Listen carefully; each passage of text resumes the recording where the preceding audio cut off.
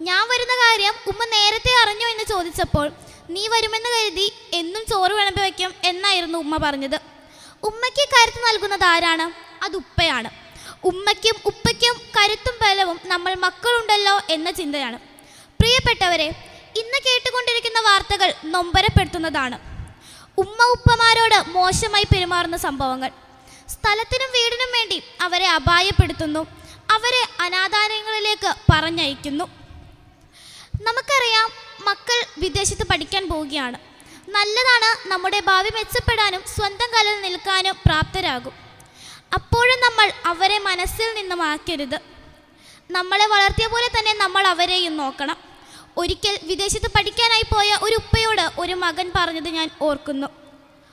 മകനെ, ഞാൻ മരിച്ചു കഴിഞ്ഞാൽ എന്നെ കബറിലേക്ക് തള്ളിയിടാനെങ്കിലും നീ ഉണ്ടാകണമെന്ന്. ഞാനും ഉമ്മയും ഉപ്പയും സഹോദരങ്ങളും അടങ്ങുന്നതല്ല കുടുംബം. ഞങ്ങൾ ബഹളം കൊണ്ട് കളിചിരികൾ കൊണ്ട് ബഹളം കൂട്ടുന്നതാണ്. കൂടുമ്പോൾ ഇമ്പമുള്ളത് എന്നതാണ് കുടുംബം. കുറച്ചുകൂടി ഗൗരവമായി ചില കാര്യങ്ങൾ പറയട്ടെ. ഞാനും ഉമ്മയും ഉപ്പയും അടങ്ങുന്ന കുടുംബത്തിൻ്റെ മാതൃക കാണിച്ചു തന്നത് ആരാണ്?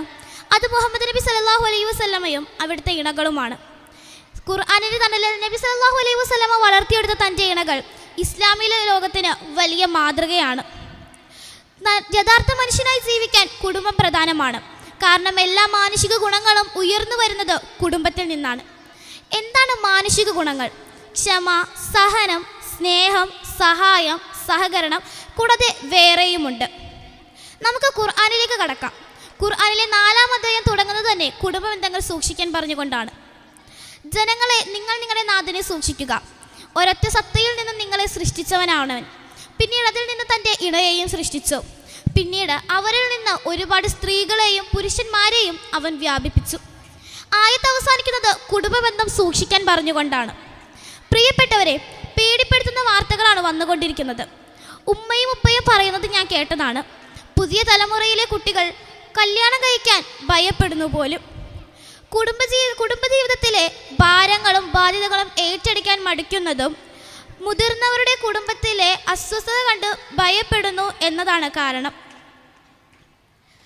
എന്തൊക്കെ പറഞ്ഞാലും ഭൂമിയിൽ സുഖകരമായി ജീവിക്കണമെങ്കിൽ കുടുംബം പ്രധാനമാണ്. നല്ലൊരു ജീവിതത്തിനായി സ്വയം മാറാൻ ശ്രമിക്കാം. സ്ക്രീനിൽ നിന്ന് കണ്ണെടുത്ത് കുട്ടികളോടും കുടുംബക്കാരോടും മിണ്ടാൻ തുടങ്ങാം. ജീവിതത്തിൽ സന്തോഷം മാത്രമല്ല, പ്രതിസന്ധികളും സങ്കടങ്ങളും ഉണ്ടെന്ന് തിരിച്ചറിയുക. എപ്പോഴും നമ്മുടെ മാതാപിതാക്കളെ മനസ്സിൽ നിന്ന് മാർക്കരുത്. പ്രിയപ്പെട്ടവരെ, കുടുംബ ബന്ധങ്ങൾ തകർക്കാനുള്ള പല ശ്രമങ്ങൾ നടന്നുകൊണ്ടിരിക്കുകയാണ്.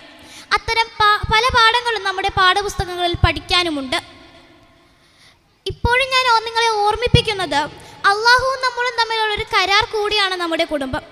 കുടുംബജീവിതത്തിൽ കൂടുതൽ സന്തോഷവും സ്നേഹവും നിറയ്ക്കാൻ കഴിയട്ടെ എന്ന പ്രാർത്ഥനയോടെ ഞാൻ നിർത്തുന്നു. അസ്സലാമു അലൈക്കും വറഹ്മത്തുള്ളാഹി.